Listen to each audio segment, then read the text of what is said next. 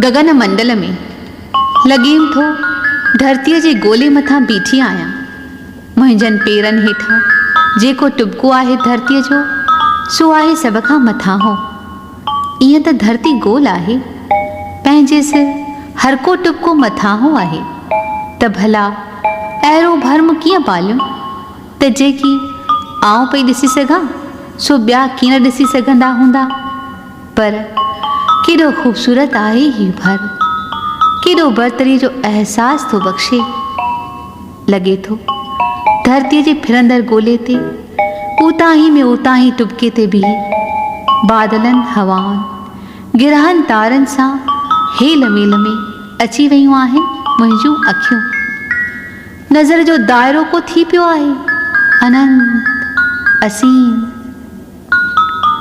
हाणे लॻेम थो कई अहिड़ा ॿिया बि आहिनि जिन नज़र जो दाइरो करे छॾियो आहे वसीउ। शायदि ईअं ई माणियो हो हुन अनंत कविता जे गुरुअ इहो सुहाग जॾहिं चयो हुआईं गगन में ताल रवचंद दीपक बने।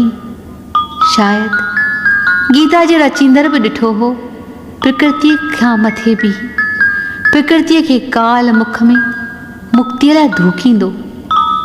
त मन सदा बीठो रहो इन स्थितीअ में गगन मंडल में अॾोल।